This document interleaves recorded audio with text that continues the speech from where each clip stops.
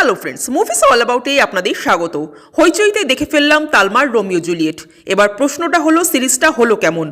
এক কথায় বললে সিরিজটা একটা মোটামুটি সিরিজ হয়েছে। খুব ভালো বলার জায়গায় যেমন নেই, তেমন খুব খারাপ সিরিজও এটা একেবারেই নয়। ভালো বলার জায়গায় নেই কারণ বেশ কিছু ফ্লজ এই সিরিজে দেখা যায়। মূল যে গল্পটা, অর্থাৎ যে গল্পটাকে কেন্দ্র করে পুরো সিরিজটা, সেই গল্পটাই ঠিকমতো এস্টাবলিশ হলো না। দুই পরিবারের মধ্যে ঠিক কী কারণে শত্রুতা, সেটাও খুব একটা স্পষ্ট নয়। দুই ভাইয়ের মধ্যে যে ইকুয়েশনটা দেখানো হয়েছে, সেটা ঠিকমতো ওয়ার্কই করলো না।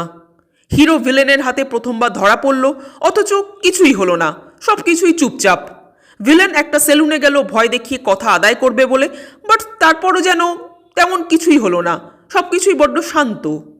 মানে এসব যে ঠিক কী হচ্ছিল ভগবানই জানে।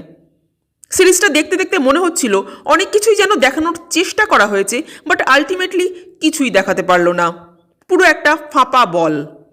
সবচেয়ে অদ্ভুত যে ব্যাপারটা, তা হলো নায়ক নায়িকার ইন্ডিভিজুয়াল চরিত্র দুটো যেমন ভীষণ ঝাপসা, এই চরিত্র দুটোর সাথে যেমন আপনারা একাত্ম হতে পারবেন না, তেমনি এদের মধ্যেকার ভালোবাসাটাও আপনারা ফিল করতেই পারবেন না।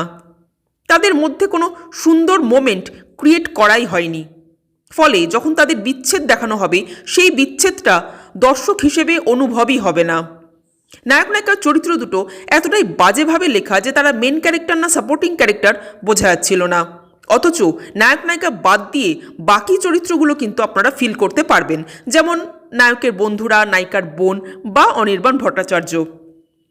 প্রত্যেকটা চরিত্রকে আপনারা ফিল করতে পারবেন। এই ক্যারেক্টারগুলো এক একটা খুব ইন্টারেস্টিং ক্যারেক্টার। এই ক্যারেক্টারগুলোকে দেখলে আপনারা মজা পাবেন। অভিনয়ের কথা যদি বলি, তো সকলেই কিন্তু এখানে কম বেশি ভালো অভিনয় করেছেন। নায়কের পাপাই নামক বন্ধুটা কিন্তু awesome, just awesome.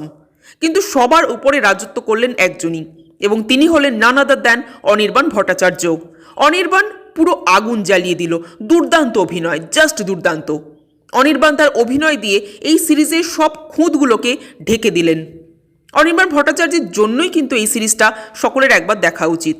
Creative director হিসেবে তিনি কতটা সফল হলেন এই সিরিজে, সেটা একটা প্রশ্নচিহ্ন বটে, কিন্তু অভিনেতা হিসেবে তিনি 100-এ 100। আরও যেটা একটা পজিটিভ পয়েন্ট এই সিরিজে, তা হলো ক্যামেরার কাজ।